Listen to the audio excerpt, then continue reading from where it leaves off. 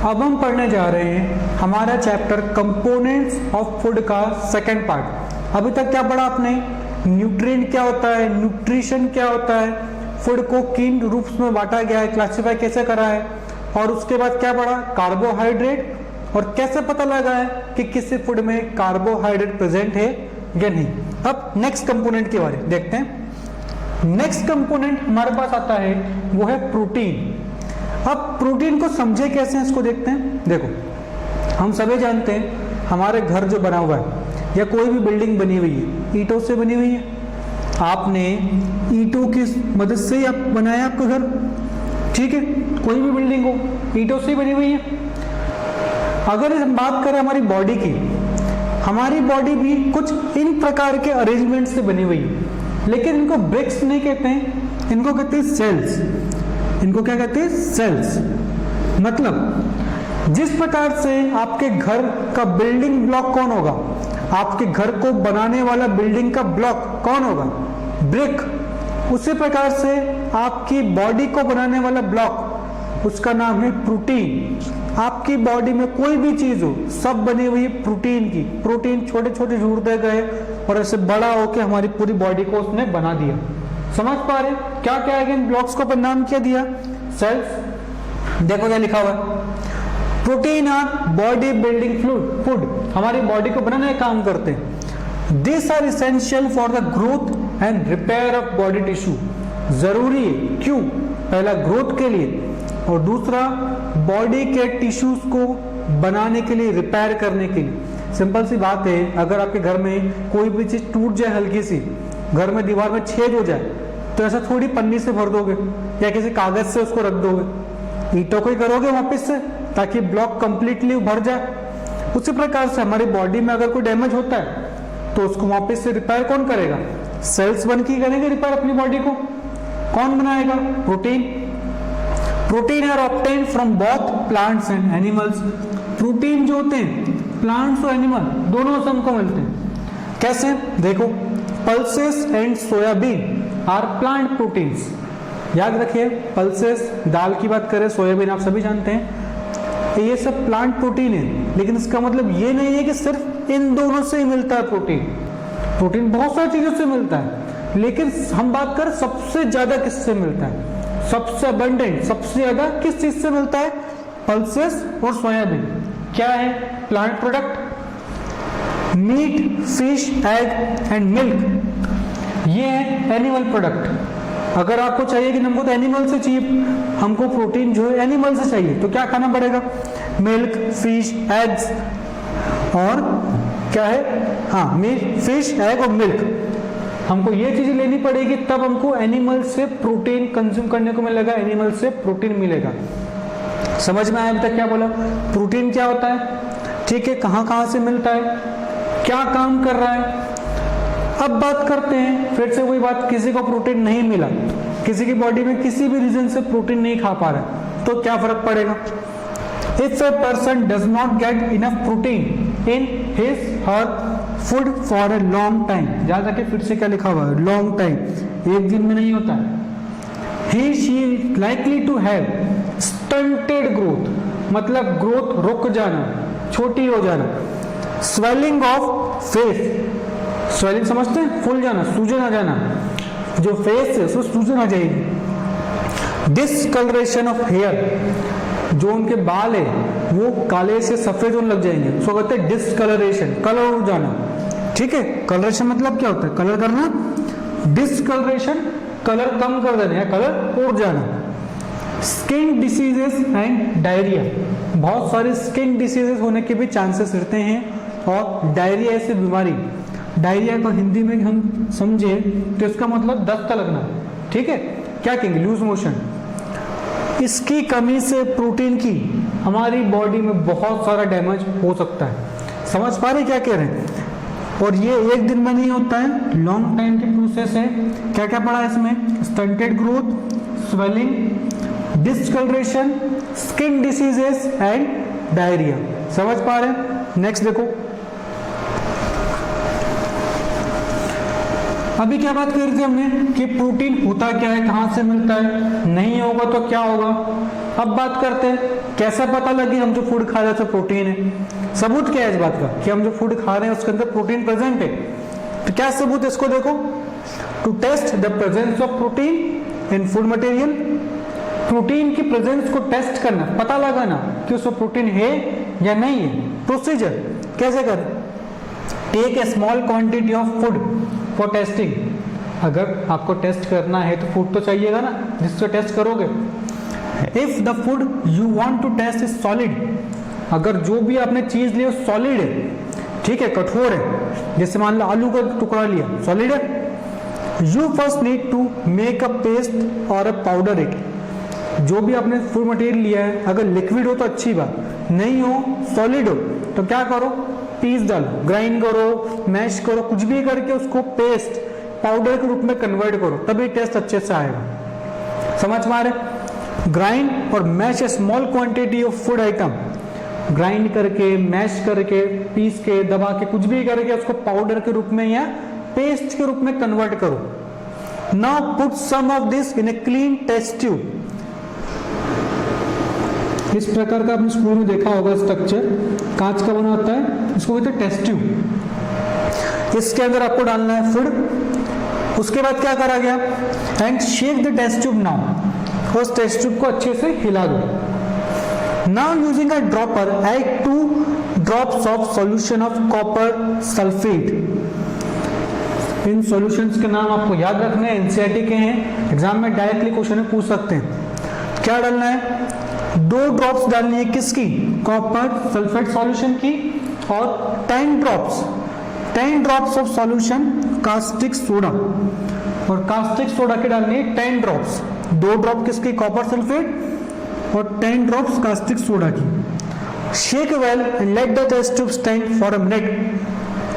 Test tube में डाला, shake करा, और कुछ समय के लिए आपने इसको रहने दिया, कुछ समय के लिए आपने इसको रहने दिया, स्टैंड करके रखा, ताकि अच्छे से रिएक्शन होकर आपको कलर मालूम पड़ सके। पहले नेक्स्ट स्लाइड देखेंगे। देखो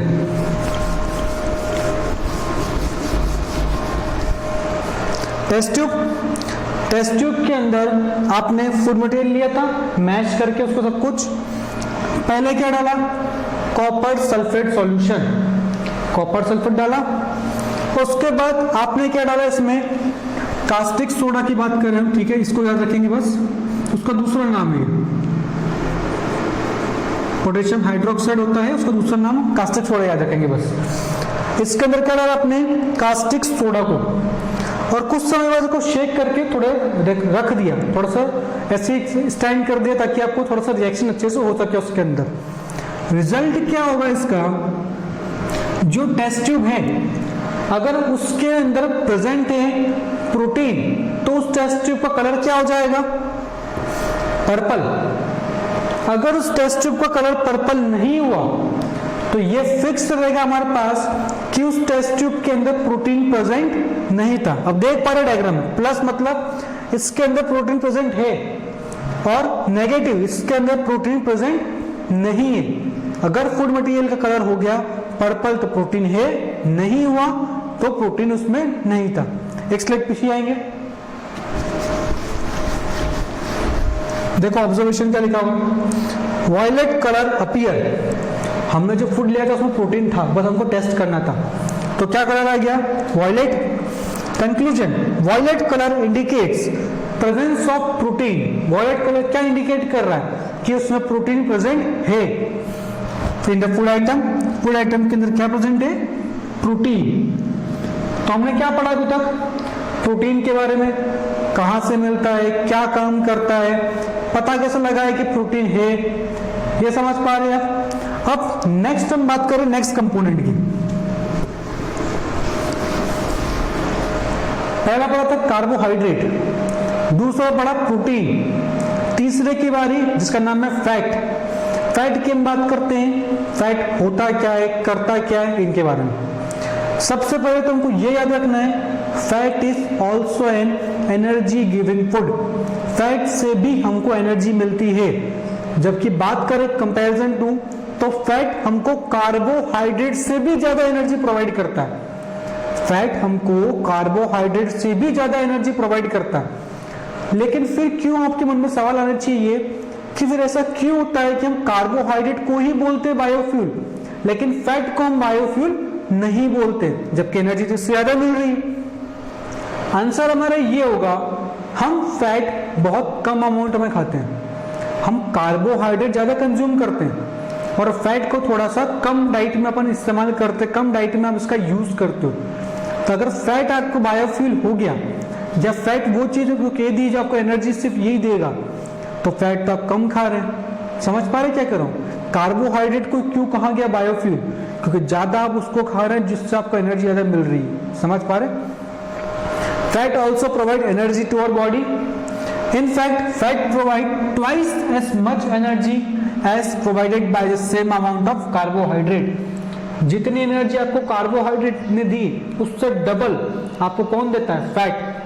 They also provide support to our organs and insulate or cushion the soft tissue and organ.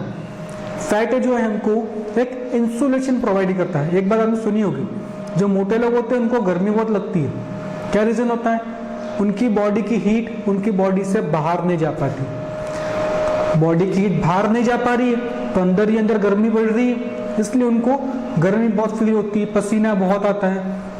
हमसे इतना याद रखेंगे, इंसुलेट करता है। इंसुलेट मतलब किसी भी आपकी बॉडी की जो हीट है उसको अंदर से बाहर की साइड नहीं जाने देता है, इसलिए उनको पसीना बहुत होता है, ठीक है, और गर्मी बहुत लगती है उनको। यही बात है कि फैट ज्यादा हो गया आपकी बॉडी में तो ऑर्गन को सपोर्ट तो करेगा, लेकिन आपकी बॉडी को इंसुलेट भी करेगा। या बात करें कुशन की, कुशन जैसे हो जाते हैं, समझते हैं, सॉफ्ट सॉफ्ट हो जाते हैं। जो इंसान मोटा होता है थोड़ा सा सॉफ्ट लगता है, तो कुशन जैसा स्ट्रक्चर उसकी बॉडी का हो जाता है। Fat and oil are similar substance. Fat और ऑयल सिमिलर ऑलमोस्ट, बस एक छोटा सा फर्क है। क्या? तो only difference being the fat are solid at room temperature. Room temperature पे, नॉर्मल टेम्परेचर पे फैट सॉलिड होता है, लेकिन ऑयल लिक्विड होता है। बस इतना सा फर्क है। ऑयल क्या है? Liquid, fat solid. एक नॉर्मल टेम्परेचर की बात कर रहे हैं। Fat can be obtain from plant as well as animal. जिस प्रकार से प्रोटीन का पढ़ा था, फैट भी हमको प्लांट्स और एनिमल दोनों से मिल सकता है। सम ऑफ द प्लांट सोर्सेस के नाम: ग्राउंडनट ऑयल, मूंगफली का तेल, कोकोनट ऑयल, सनफ्लावर ऑयल और नट ऑयल। इन सब से हमको प्लांट के सोर्स है, इन सब को क्या मिलता है? Fat. Some of the animal sources की बात करो: butter, ghee, cream, cheese, egg and meat. Animal के सोर्स जो हमको क्या प्रोवाइड करते हैं? फैट प्रोवाइड करते हैं। अभी तक क्या समझ में आया? फैट होता क्या है, काम क्या करता है, और आपकी बॉडी में फैट ऑयल में क्या डिफरेंस है, और ये कहां से मिलता है। नेक्स्ट देखो,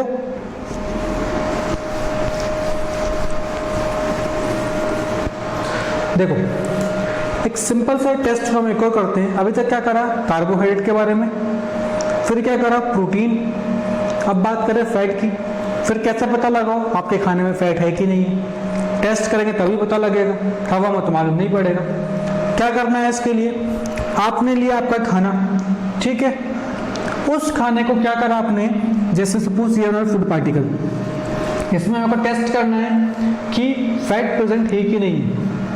एक पेपर पे लिया इसको, ये रहा पेपर, इस पेपर के ऊपर रखा और इसको ऐसे लपेट दिया, कवर कर दिया।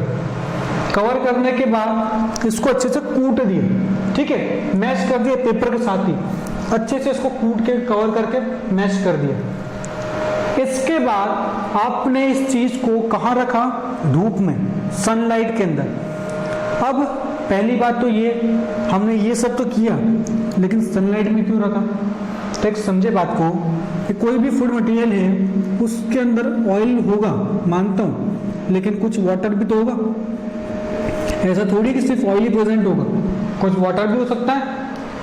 तो आपने जो उसको मैश करा, ग्राइंड करा, मतलब उसको पीसा, पूरा दबाया, फिर जो पेपर को आपने निकाला बाहर, उस पेपर पे कुछ आपको धब्बे दिखेंगे। जैसे ये पेपर है आपका, जरा पेपर, इस पे आपको कुछ ऐसे धब्बे दिखेंगे, ठीक है। अब ये धब्बे पानी के भी हो सकते हैं, ऑयल के भी हो सकते हैं, दोनों के हो सकते हैं, एक टाइम से सिमिलर दिखते हैं। तो मैं इस पेपर को किस पर रख रहा हूं? सनलाइट में, धूप में। सनलाइट पे रखने से क्या होगा, जितना भी पानी होगा भाप बन के उड़ जाएगा, जितना भी पानी होगा इवोपरेट होकर भाप बनकर वेपर बनकर ऊपर उड़ जाएगा। लेकिन क्या रह जाएगा फिर, सिर्फ ऑयल। दोनों डायग्राम को देखो ढंग से। अगर इन डायग्राम के अंदर आपको सब कुछ करने के बाद भी पेपर पे इस प्रकार का एक धब्बा दिखता है तो वो ऑयल का धब्बा है। अगर कोई भी धब्बा नहीं दिखता है तो मतलब उसके अंदर फैट नहीं था, सिर्फ वाटर था जो उड़ गया। समझ पा रहे क्या करो, किसी भी फूड मटेरियल के अंदर जो वाटर को आप इन दोनों धब्बे आने के बाद धूप में रखा, अगर वो वाटर होगा तो वाटर तो उड़ जाएगा, लेकिन अगर उसकी जगह क्या हुआ, उसकी जगह ऑयल हुआ तो ऑयल तो नहीं उड़ेगा आपको, मतलब धूप में रखने के बाद भी वो दिखेगा वहां पर।